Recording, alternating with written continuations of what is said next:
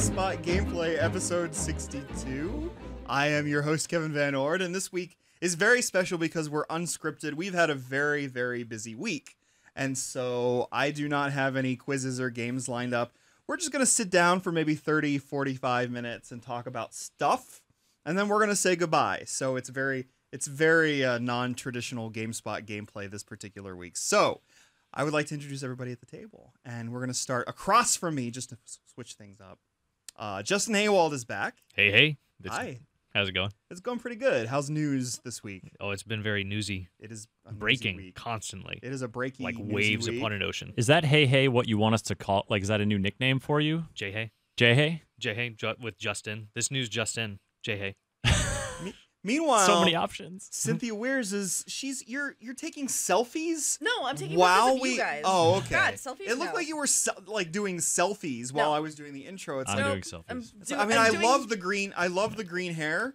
Yeah. No. But I don't know. How do you do a I'm doing my selfie? job. Can you do a with selfie the for me? photos in the social medias. Okay. And No. I don't know. these will all end up on Facebook at some point. Yay, Cynthia! What do you do for GameSpot? For those that aren't used to seeing you on the podcast. I am GameSpot's community manager and social media producer. Wow. So like all of the tweets and Facebook posts and Google Plus things and Tumblrs, I have a big hand in that. And Vines. Not so much Vines. Oh, not so much Vines? Nope, that's still Francie. She's still helping out. Yeah, she's when still she's she's in New elsewhere. York. Oh, I miss you, Francie. We miss her so much. And of course, you've already seen his face on the podcast. It's Chris Waters seated Hi. right next to me. Hey, everybody. Hi, Kevin. Hey. Hello, Justin Welcome and back. Cynthia. Thanks. It's fun. It's been a fun week. Well, a fun past It's been days. a I've fun- been playing a lot of Titanfall. Yeah, it's a real fun, busy week for all of us. Oh, and I forgot to introduce our special guest. Oh, gross. Our special guest Ew. is this can of Diet Barks that has been it's been here for 3 weeks now. And it's not an empty can. It is a full can. Don't show them the of crud Diet around the rim. Barks. It'll gross them out. It's getting more and more So if you delicious retweet looking. this podcast, So this podcast brought For a to you chance to by win. Diet Barks. I guess they're not paying us anything actually. I don't think you so- can say that. But it says it's good, so that must count for something. It says it's good right on Stop the can. handling It must it. be good. Has diseases. Yeah, you're going to want to wash your hands now. Oh, God, stop it. Oh, you licked it. This is what happens when you don't make quizzes, Kevin. I lick the old can Yeah. of Diet Barks. Ugh. Tastes like Muni. So for, Uh, I guess, all the people who are not... The Titanfall beta has started. Yes. People are Yes. in it. Yes. People are People in have it. gotten codes. We What were people? in it live for like 4 hours yesterday. Danny O'Dwyer and Sean and I did a live stream and played so much Titanfall beta. yeah, Really 2 fun. hours quickly turned into like what, 6? It was just under 4. I think it was closer to 6. Sean McInnes came back from playing this in an event, and he said this is basically a reason to get an Xbox One. Do you agree with that? It's not. It's on other platforms. It's on a PC. It's on Yeah. PC, Well, Xbox One, or Xbox 360. Here's what I'm not sure if I would go that far yet. I mean, I've only played the beta and it's a limited slice of the game. Mhm. I would say it's gonna make me happy that I've already bought an Xbox One because I have an Xbox One. It's getting a lot of play in the like the Netflix bedroom. and Hulu Plus situations, but game wise, not been that active. But now with Titanfall beta and Titanfall coming out in like a few short weeks, I am very happy to have an Xbox One. It's been a drought for Microsoft exclusives for quite a while. We What had about Gears. Forza 5, man? Come on. I mean, outside of the Xbox One launch, before that, last year for Xbox 360 was pretty scarce as far as Xbox exclusive titles. Mm-hmm. And this is a huge coup, especially for people that got a PlayStation 4, and which is doing really, really well, is selling better than Xbox One, but 2 to 1, right? almost 2 to Says 1. Sony. Sony says Oh, they're... we've transitioned out of Titanfall already to another subject. Oh, that was it just flows. It ebbs and flows naturally. It's a river of information. what happens. At GameSpot gameplay. Titanfall will come back.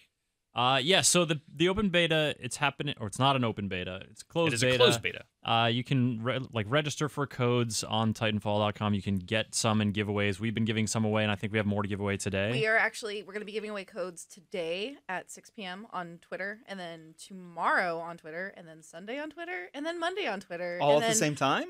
No, At 6 p.m. different every day? times. Okay. Different times. Okay. Different special mystery times. But of course, when we say 6 p.m., that's Pacific, just in case people are in different places. Indeed. Yes. Yeah. Pretty much assume that. for Not most Hawaii time. GameSpot. But so it's So like, it's just Call of Duty with robots and parkour. No. Yep, nailed it. Next topic. Next up. What makes this fun or special? Or So So it's the parkour makes it a lot of fun for one. It's the possibilities. The possibilities, says Benito, chiming in from behind the production desk over there. It's the speed of play is similar to Call of Duty. Having the Titans in play is very dissimilar from Call of Duty. But then you've got the parkour, which is not really similar to anything. I mean, like Brink tried some parkour-based stuff and did not end up doing it so well. Kevin, you ended up playing a bit of that, didn't you? Yeah. So, but it's once you get a match or two under your belt, it's very fluid in terms of running along walls, jumping up walls, maneuvering around the battlefield with this kind of verticality. I feel like verticality is kind of a buzzword in multiplayer shooters, where we've designed these maps to have verticality, so you need to climb or take a vehicle up or be aware of a battlefield on more than just this kind of plane. But Titanfall does it in a way that's way better, that's way more natural and integrated than other games have tried to do it, because it is so easy to get up high.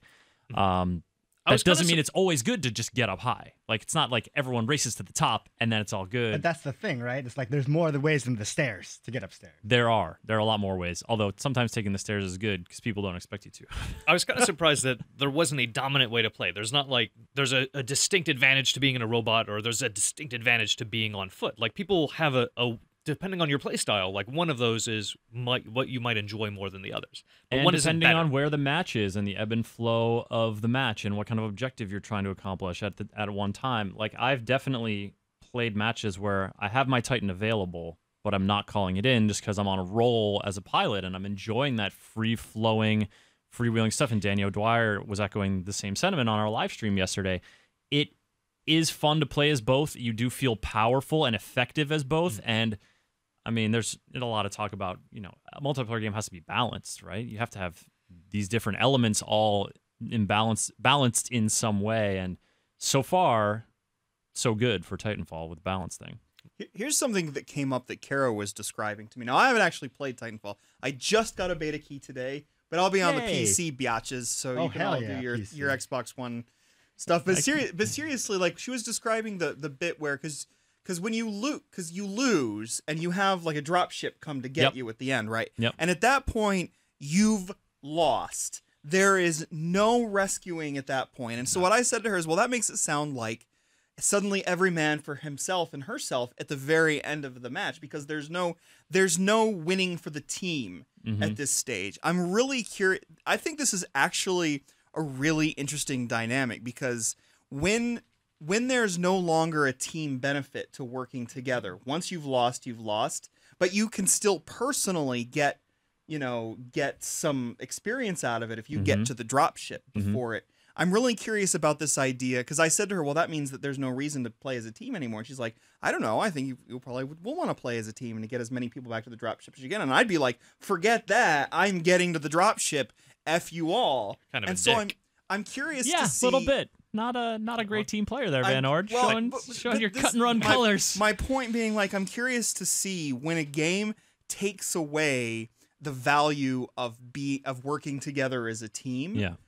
I'm curious to know how that changes player behavior in that particular instance. Like, well, it obviously reveals you to be a complete asshole. Well, actually, I mean, that's not necessarily the way I play, but I'm saying the first thing I thought of is everybody is going to be running. Like, and who cares about getting everybody else? Like, but is this an opportunity for you to show your colors, like your true colors, by either forgetting everybody else or being like this? I got you, man. I might go down, but I'll help you live. First off, I think you might be overestimating the amount of team cohesiveness that there exists before that epilogue state where you're just trying to race. I do think you do get multiplied experience bonuses for having more teammates escape in the dropship, though. I have only ever escaped solo and only ever escaped like twice, so I don't have a huge sample size to draw from.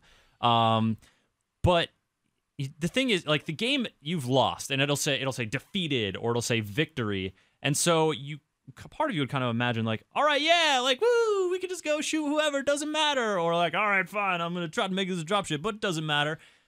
But it does matter. Like, you do care. You don't just flip the switch of caring how you do, or at least for me, I don't flip the switch of caring how I am in the game just because my team has won or my team has lost.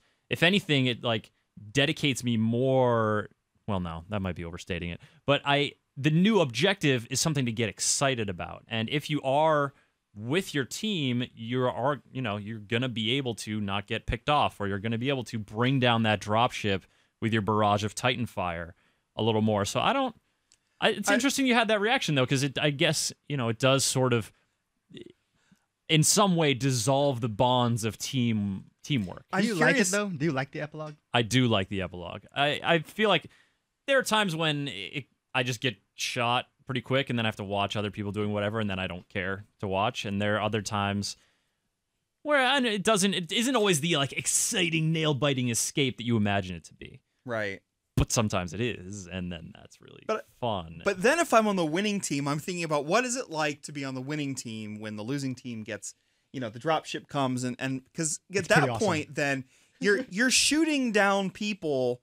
I mean, obviously, you're just probably trying going to get something out of it, but you're shooting people down more for the hell of it. You've gotten your win. At this stage, it's almost like playing with your victims. Yep. And it's insult to injury. Yeah, not play TF2 at all. That's like the best part. No, is, like, I don't You get play victory, TF2. and there's that loud chime, and you just go in and you just start mowing people down. That's the best part. Well, I mean, I do that in Literally the multiplayer best part. shooters anyway. Like sometimes you can still get it. Like you can still shoot a few people down after the victory comes, and before you wait for the next match, before like everybody freezes and In Killzone or something. yeah, like in Killzone or something, you can Yeah. maybe still like shoot somebody down before. So yeah, people freeze you're gonna and- love it. So, but I don't know. Like I think that's a really interesting dynamic, and I'm curious to see if it actually does change anything. I mean, this is all from just merely an intellectual point of view. I haven't played yet, but I think about that, and I think about the way that can sort of stimulate or kind of affect how you feel about. And the is way this it game has kind of been interesting to be stimulated in that way intellectually by a first-person shooter? built. Yes. When was the last time that came along? Well, not sort of- often, but I mean, it's a know. different kind of thing. Like we don't go to Yeah. multiplayer shooters expecting to be really breaking this stuff down. I mean, I think there are actually very few multiplayer shooters that lend themselves to any kind of talk about. I mean, I think actually Call of Duty does, like, to a certain extent, because you can talk about the way, is it good that it rewards you for playing badly? Is it good that it, that kind of thing, like that kind of stuff can come up. But Yeah. this, usually multiplayer shooters, it's like whatever. But this is actually a really interesting dynamic, and I'm curious to explore it. My favorite part of Call of Duty really is the discourse that you get with other players, and I'm curious how that plays out in Titanfall. Do you get called things that I probably can't say on the radio here? Or radio. Probably not so much right now. Yep, it's not so much the pool of the sample size of people in there is not super large. And yesterday, I mean, the bulk of my time playing the beta was on that live stream, so I wasn't listening to anyone doing any headset chat. I was listening to Danny and looking in the chat and stuff like that. So jury's still out. It exists. Oh, I'm sure it does. Yeah. So no one, you didn't hear a lot of "suck my Richard," you bundle of sticks. No, nothing so playfully worded, I'm afraid.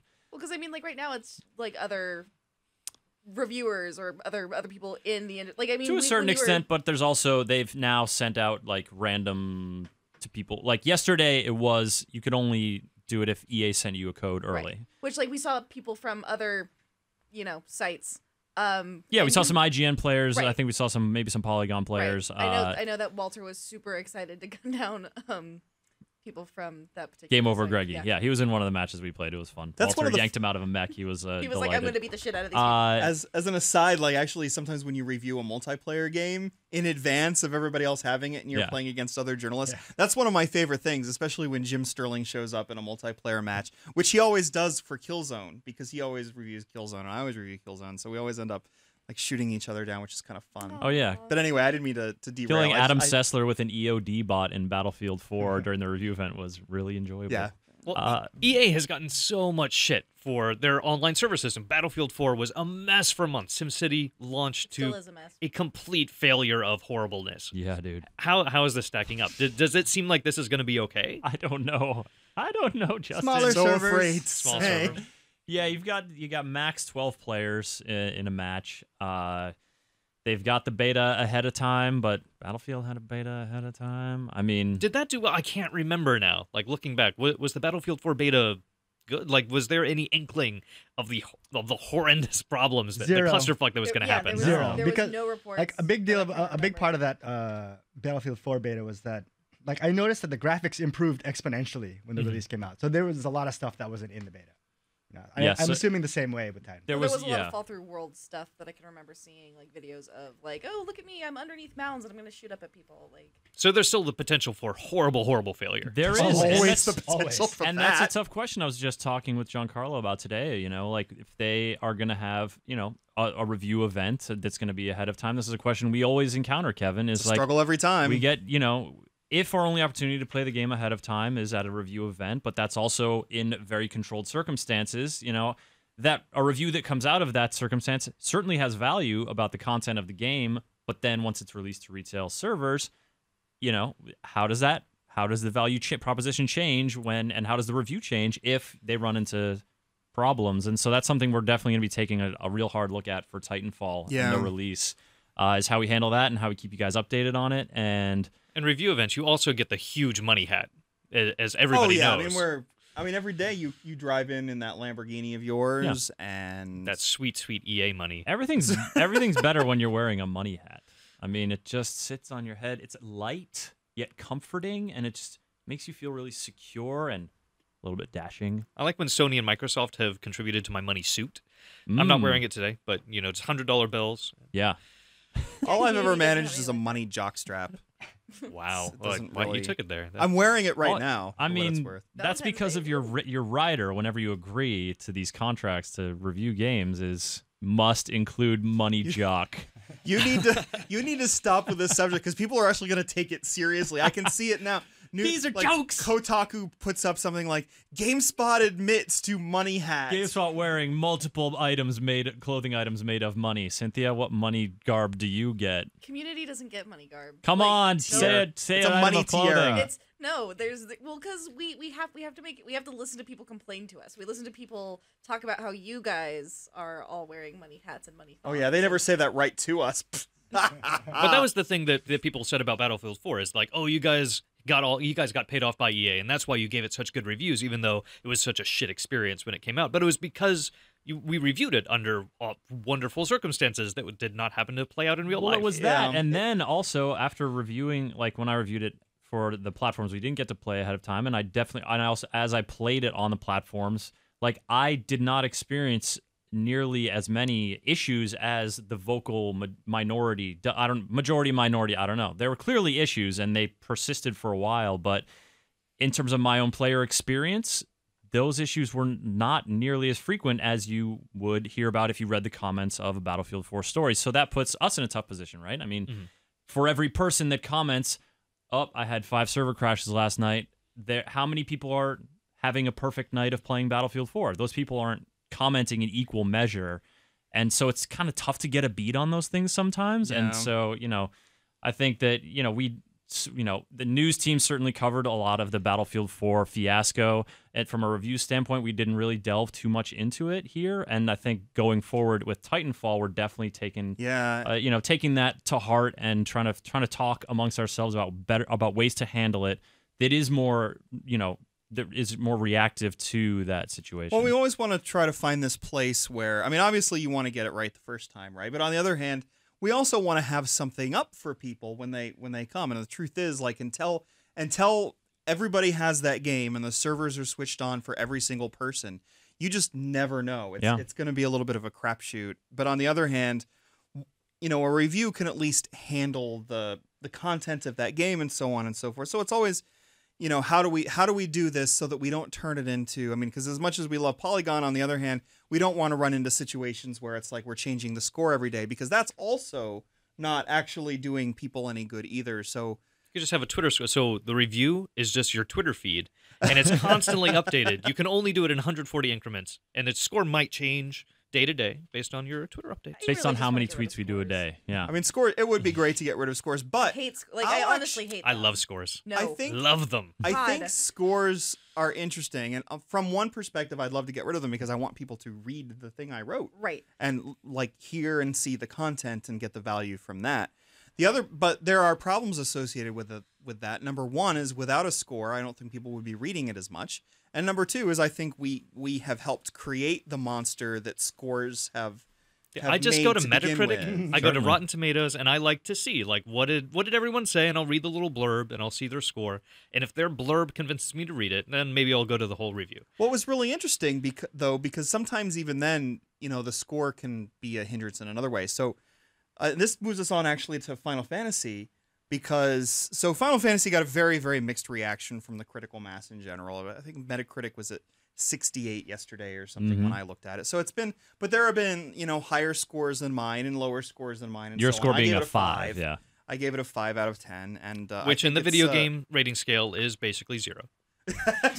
But I think, on our scale, it means mediocre, and I think Yeah. that the game is mediocre. I think it's got some bright spots and some reasons to play it, and I also think it's problematic and troublesome. And Chris and I will talk a little bit about this because he's been playing too. And this is interesting because Chris has a very different point of view from me, having never played. Chris has never played a Final Fantasy game until Lightning Returns. Also, No, I don't know what? why you would do Never. that to him. Hold on, no, never. You've never ever Never. played a Final Fantasy game ever in your life. Chris never has, no. No, not a Final Fantasy game. I mean, I watched my brother play Final Fantasy VII for a Also, not not insignificant great. amount of time, but other than that, I mean, Nope. I don't understand. You work in a video game office. How can you never Do you have know how many video games there are in the world, Justin Haywald? for Final At Fantasy? least 300. Do you know how many Street Fighter games I've played? None. I don't understand. So that, it can happen because I You can play a wasn't part round of that. Street Fighter, but you can't Yeah. play a round of Final Fantasy. You can't really play Well- like half an hour of Final Fantasy and get an idea for what it's like. It's like you need to commit You Yes. could 8 technically days play, straight. Tactics, which Sure. is episodic, there and you can take breaks. You There- could play Crisis Core, or you could play one of the early games and have some random battles and then call it a day. I've occasionally been tempted to But- play Final Fantasy games. I've occasionally had the opportunity to play Final Fantasy games on systems that I They've own. come to I mobiles? just have not been compelled. I haven't felt the desire to. It's not to say I haven't played JRPGs You played Chrono Trigger before. at least, right? I played Chrono Trigger. Wait. Earthbound. I have not played Earthbound. I don't know you. I played to completion Eternal Sonata, Oh God, I like Uh, Eternal Sonata. which is like I this. guess- No, You've it's not never played bad, Final it's just Fantasy VI, but you've played through Eternal Sonata, Right. Yeah, which is a That's good game. I But guess oh my that's god, the- Final Fantasy VI is better. Kevin's review was very convincing for Eternal Sonata, and so I went for it. I think that game's really neat. and I really enjoyed it. But yeah, no, it's my first Final Fantasy endeavor, which is a weird one to choose, right? Because Yes. it's the third in a final. The It's a third in a third trilogy. Yes. It's like starting a Star Wars person on episode 2. That doesn't Like- make sense. Attack Episode of the 2 is the Clones. second. No, I mean like episode 2. Like saying, "Oh, I've never seen Star Wars before." I mean, like, okay, cool. Watch episode 2, whatever the heck that was called, because I don't even remember. So where should I start then? No, it's a little At different Final because Fantasy the 1? Final Fantasies don't all talk to each other. Yeah. They're not all the same. Yeah, I'm they just don't. saying it's But equally in this random. case, You- these you have three no idea what's going these on. three games have a story arc. These three games feature the same characters. But the mechanics It's- in Lightning Returns are very the different mechanics from are any all other Final different. Fantasy. But on the other hand, Really? I was curious to hear what. Oh, by the way, what I was going to say before actually was about scores too, because I read U.S. Gamer's review, and that was who was that? Justin Jeremy Parrish, Jeremy Parrish. Thank you. formerly of One Up. And it was and I think Jeremy Parrish is fantastic. But it was an interesting review because it was essentially, this game is kind of crap, yet it all comes together in 4 out of 5 stars, and that always gives you like that always gets you to the point where it's like I'm not quite sure how we got from point A to point Z in that way. So that was a tough review for me, but it's interesting because that game really has had ups and downs. So Chris, like I've now played this game 3 times. Well, to 2 a times masochistic degree. 2 times to You're completion. like a real self-flagellating. My first playthrough, Like, I ran out oh, of God. time, and the world just came to an end before I got to the final boss. The second time on a New Game Plus, I completed it. The third time, I completed it with all but maybe 5 of the side activities not finished, and some of the optional bosses not beaten. Mm-hmm. So now I'm actually going in for the 4th round. Do you have to beat so all the that- bosses each time? so that I can, and new things open up when you play again. But because I want to finish up this boss guide and read the boss guide, which is awesome. which is up. It's almost complete. Sweet, you have a guide. There's like how to 10 beat all the monsters bosses? missing. well, but most of the bosses. most of the bosses, it's all of the bosses in the story. All of the story bosses are there. Nice. And the other thing, though, that it does is, and this might be one of the neatest things the game does, actually, is it has extinction. So if you fight enough of a certain enemy, it will go extinct. And the last one you fight is called a last one, and it's a more powerful Where'd they version. come up with that name? I know, right? It's like unobtainium. It's a more powerful. It's like unobtainium. That's the same crap.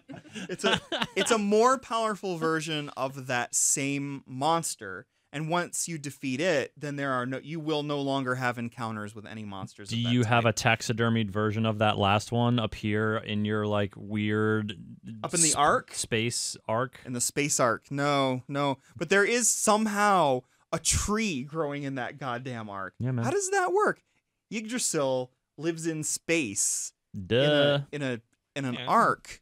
You know, space. With feeds on people's souls with no that you apparent feed it. soil. That's true. It does live on souls. But it's weird because it doesn't die. Like you just need it to bloom. So it's all very confusing. What does But you enjoy this Well, game. It's a Final JRPGs Fantasy game, love usually. Yggdrasil? Well, so when I started into this, I was expecting to be thoroughly baffled by the storyline. Not just because, You're because the third it's in a trilogy. not just because it's the third in the trilogy, but also because,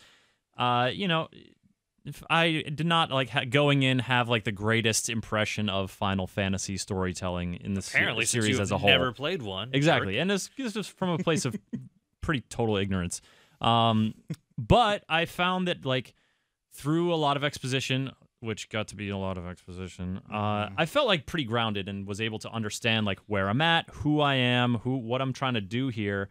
But then there was just so much talking and so much redundant talking. It's like, all right, so like Lightning, God has appointed you the savior. You need to save everybody's souls so that they can live on in another world.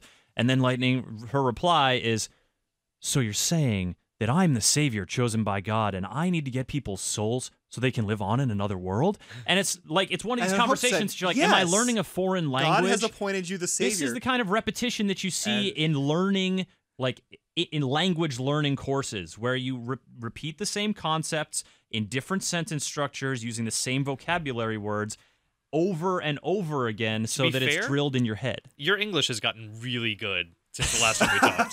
Thank you, Justin. Kevin hasn't said anything about that. Waiting for him to notice.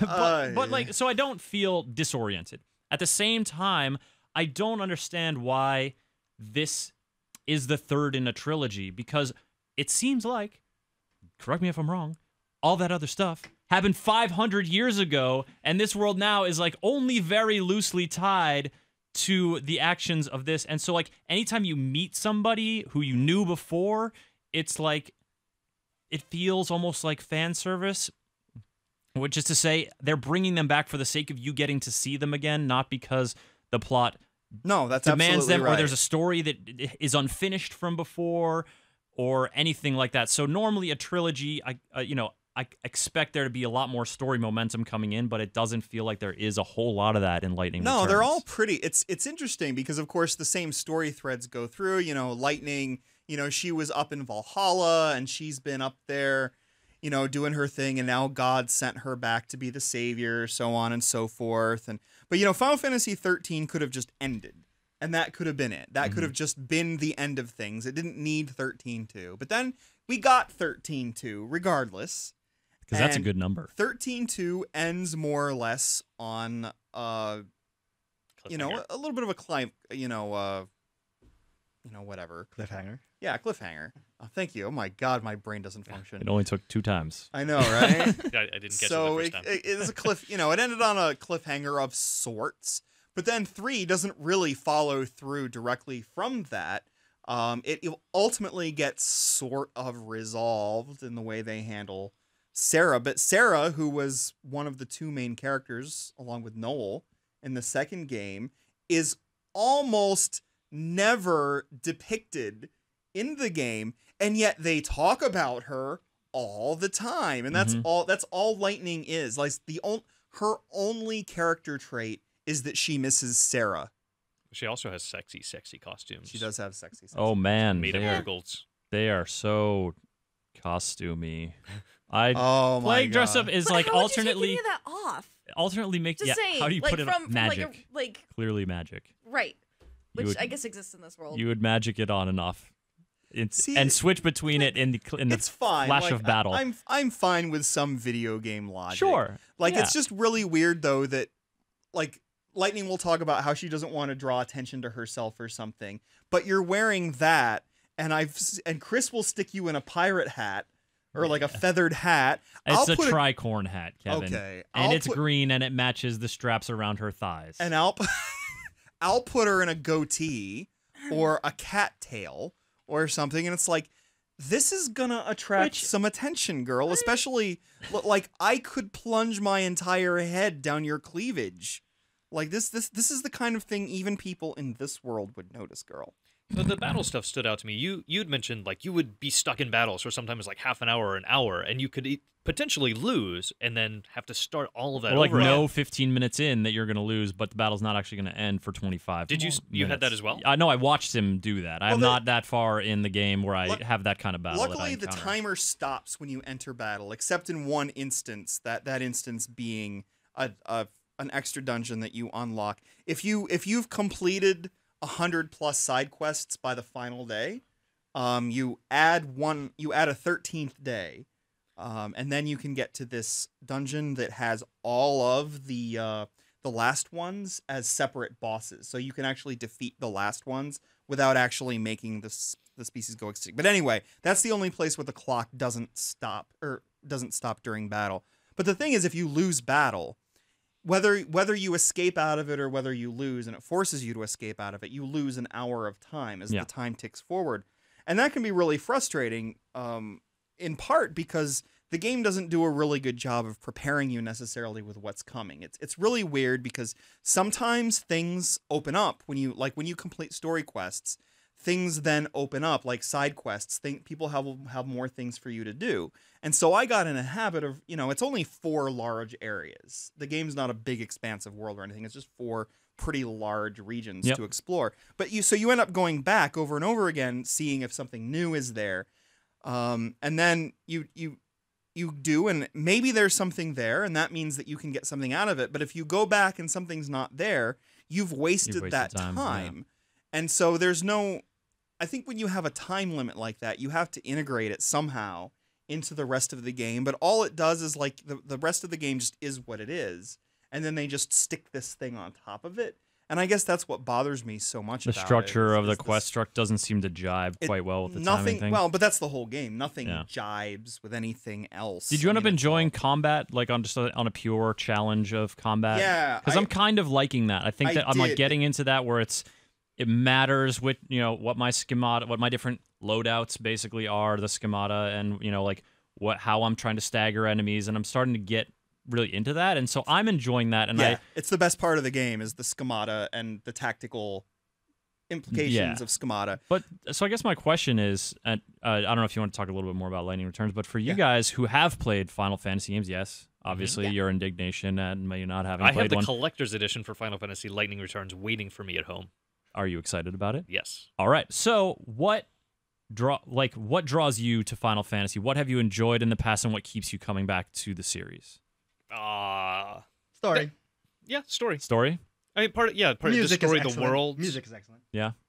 Final Fantasy XIII was not my favorite just because it felt very long and very plot. It felt like a really long tutorial to actually get into it. But the story and the worlds that they create, I love the art of the worlds. I love the way that they bring all of that together, and I think they just look like beautiful, fun games. There's a lot of parts of this game that are very pretty, and a lot of the character models are very, attractive, yes, but also in like a appealing, interesting kind of way. I like vistas that they lay out are just neat to look at. The story stuff still is. I mean, I guess I'm pretty early in the game still. It's not really grabbing me. Like, there's one early fight where it's like, Lightning is going to do this thing because that's the only way she's going to save Sarah, and like this other person is going to do this thing because it's the only way that they will see other person who has passed away again. And it's just like, great, 2 maniacs who can't deal with their grief and would rather watch the world burn or kill hundreds of other people are now going to fight.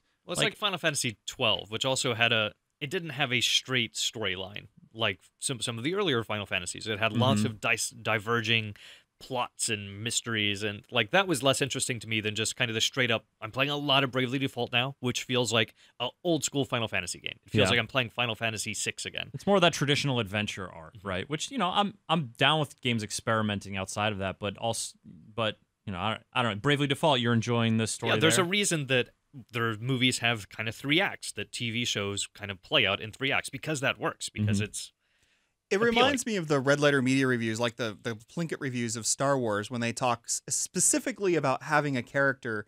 When you have a weird world, it helps to have a character that you can identify with that takes you through it, and it helps to have certain things to ground you in a weird place. And that's one of the things that, I liked Final Fantasy XIII because you had lightning, but you also had a large group of people, and the way they interacted is kind of what got me through that story. Like, I didn't, lightning's, stoicism was a thing, but you also had that counteracted by this character and this character, and they were always there, and lightning wasn't always there. It's more of an ensemble cast.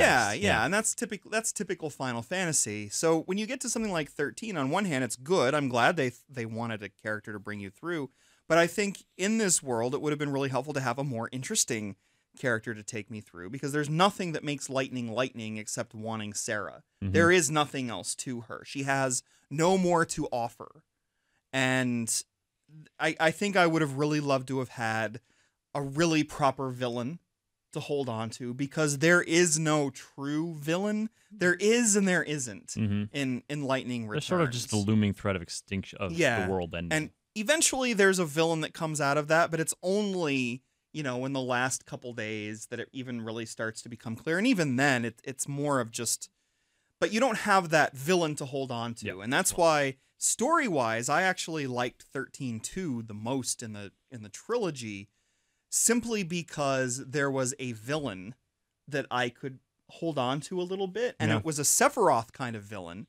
I think Caius is one of the great Final Fantasy villains nobody will remember, because he's got a great voice actor. It's the same guy that voiced the Book in Nier, and he's got the book guy. The Book. Yeah. So he's got this great voice. It's a great voice acting voice, and I love listening to Caius talk every time he opens his mouth. But he's the Sephiroth kind of misunderstood kind of villain, as opposed to the Kefka, I'm insane and that's really all you're going to get out of me villain. Caius is a really interesting villain, and I really wish that we had better Lightning villains Returns, in this entire series. It sounds like it's more of a parable, and the it's real enemy Jesus. is your own mortality. Certainly a lot of struggling with mortality, although I'd like to see a little bit more of weirdness from these people who have apparently been living in the same state for 500 years together. But the children have been alive for 500 years, not aging. Yeah. But There's a chance to do children. weird stuff there and interesting stuff, and occasionally they dip the toe. To do weird stuff with the 500-year-olds. Yes, Justin. That's... To get into some weird psychological stuff about being young. Dig right into that psychology. Yeah, just get nasty, psychologically speaking. That turned weird. Damn you, Haywald. It's weird to be in this game where time has stopped, but time has not stopped all at the same time. Like there's no real clear rule about how time actually works in this place. Why do the clocks even go? The clocks go, and now they're 12. They used to be 13, and it's that missing day. That's what. There is one interesting thing though about the story about in the game, which is that when Doctor Who appears. Yes, but it's also the religious implication. I actually wrote about this before I wrote the review. I wrote a preview about sort of the Jesus element, and I was reading something today about people on GAF calling Lightning basically anime Jesus, and it's very true. And it's like those people have not seen Jesus the anime. So God is like dealing with religion and gods and God and fighting gods and stuff is nothing new in JRPGs. In fact, it's pretty common in JRPGs. But in this particular JRPG, this is the most I've ever seen it go so far as to be so clearly an allegory for Christianity in very, very, very obvious ways. Not just because lightning is the savior, not just because they refer to Bunavelza as God with a capital G, which they do. Yep. Typically, that's not what happens. Usually you hear the gods just referred to as their names. Sure. This is really interesting to have. And it's even though it's a polytheistic world, essentially this is God at this stage. And the collector's edition does come with a copy of the Bible. They just did a replace all for Yahweh. here's the thing, and like, they put Bunavelza in. Essentially, the first story quest you do is all of these women who are being killed because they look like lightning. Mm-hmm. All right, and so immediately you have like the story of Herod killing all of the babies so that you can try to kill Firstborn Jesus, children. the firstborn Yep. children. So immediately you have that kind of allegory. But then you get further, and the allegories just keep getting bigger and bigger, and it's kind of interesting that in games, the biggest two Jesus figures we've had in the last year or so have been Elizabeth And in Spelunky. BioShock Infinite. And Master Chief. Yes, I mean BioShock. I mean in BioShock Infinite, Elizabeth is a basically very a Jesus Jesus, yeah. character, and She the throws fishes and loaves daughter at of the. In the form of money and sandwiches. I found a sandwich. Booker, I found a wafer. Drink this in remembrance of me. I shouldn't have brought this up, but by the end of I the want that game, mod and I'm going now. to say this without being spoilery, seriously, the religious implications, and in some of the ways, one of the characters uses religious-y sounding things that usually sound like comforting things, like when you go to church. Now they sound really evil and Ooh. disturbing, and there's some of that in the very end, but it's only the last. Does it feel subversive? It does feel Does it a feel little like a critique? subversive. Maybe. I don't know if the game's that smart to have really gone that far. But there are clear links. I mean, there's definitely a clear choice to mirror Christian, All right. Judeo-Christian kind of religion, as opposed to the usual kind of Japanese mysticism and religious implications that these games usually have, and so on and so forth. So aside from the often overt religious allegory, Cynthia, why do you like to play Final Fantasy games? Do you even Sorry like to to play Final derail. Fantasy games, or were you just shocked that I hadn't? So I'm first of all shocked that you hadn't. Sure, I, naturally. Much like in the way I was shocked when Danny mentioned that he'd never played a Legend of Zelda game before. I was like, wait, what? Weird. That's just right, terrible. That's and just weird. weird. Final Fantasy is fine. But, like, It's totally fine So, to so I not can have done understand that. why somebody might not get into Final Fantasy for one reason or another. I stopped playing Final Fantasy right around Final Fantasy X. I didn't like the leveling system. I didn't like the orbs. I didn't like a lot of what 10 had to offer. My favorite is actually Tactics War of the Lions, because it's like Game of Thrones, but without like the weird incest. Without it, Incest is Well, the best part. that's a problem. you know what they say: vice is nice, but incest is best. And by they, I mean my Latin teacher in high school. About the Romans. and he That was was the also Romans your motto. father.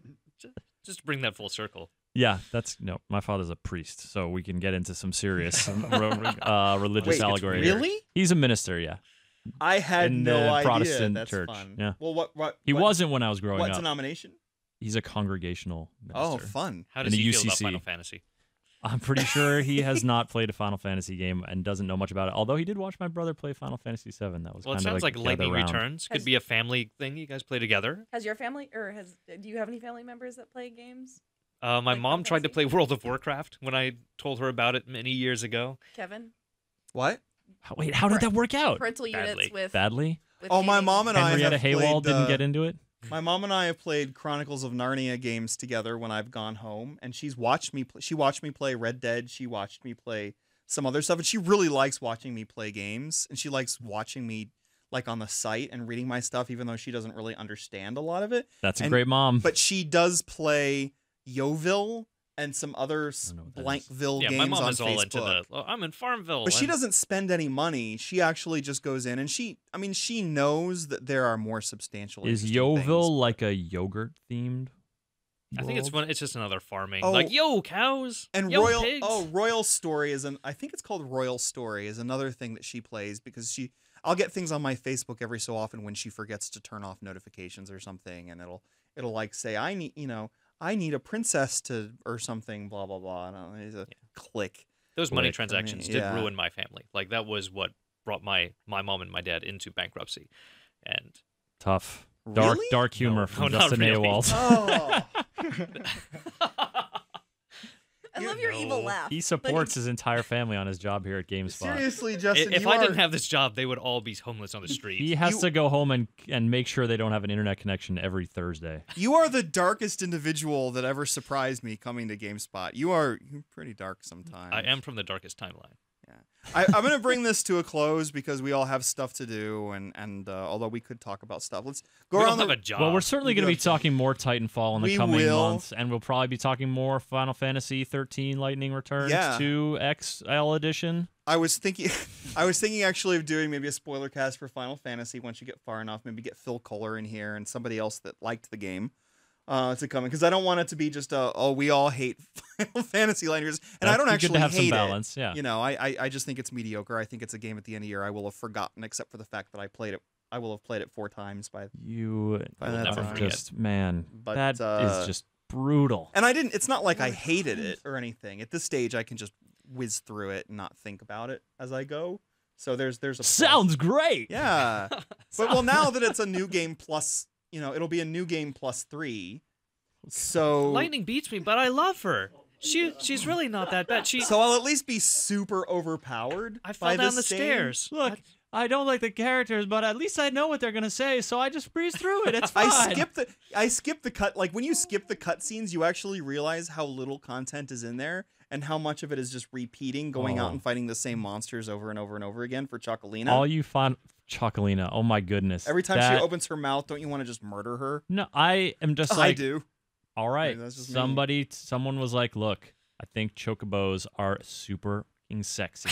I need a bangable chocobo, but no, a sexy bird would get me into some weird HR trouble here at Square Enix. So I'm gonna take like a human prostitute, and I'm gonna put some wings on her.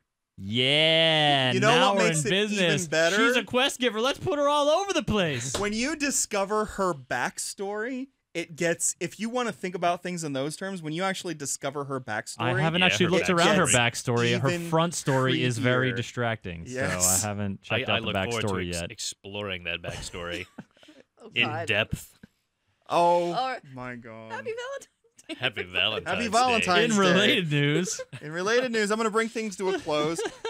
So first of all, I want to say thank you to Diet Barks once again. bringing it back around. Okay, I'll put this. Get this I'll out of put here. this down now. Ew. It says it's good, so it must be. Oh God. Oh, don't touch it. Don't touch it. All right. So there you go. But I want to say thank you to everybody that tuned in. Obviously, I want you to subscribe to the podcast. We're not just a fun video. We are also a podcast, and so you should go to iTunes and do that whole search for GameSpot gameplay thing and add us. too. Yeah, and the more you do that, the more we can just keep coming back. And to all those watching us on YouTube for the first time, we're grateful for all of your incredibly thoughtful and insightful and respectful comments. Nothing going on back here. It's weird. So we appreciate that. We know that you love us and that you would never have anything negatives to say. So it's So really glad good to I'm be not a there. moderator on YouTube. And thank you to everybody in this room. Thank you to Chris Waters. Hey, you're welcome, Kevin. Thanks for watching, folks. This was fun. Hey, thank you to Justin Haywald. I look forward to exploring you all in depth. Thank you. Oh, I love I don't want to read the comments anymore. in depth. I'm not looking Lol. forward to this at all. Okay, thank you, Justin. And thank you, Cynthia Weirs, for being here as well. It's Weirs, right? It's weird. I always worry now because every so often I'll get a name wrong and then Pretty wrong. It's only I'm pretty a bad. little weird when you do that. I Yeah, guess. I totally mispronounced Francis's It's name. when she came. McInnes for the last Oh, time. look, I can get that one.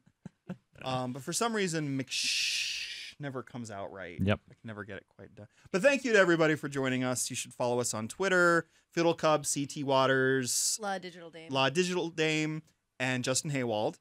And we'll see you next time, I guess.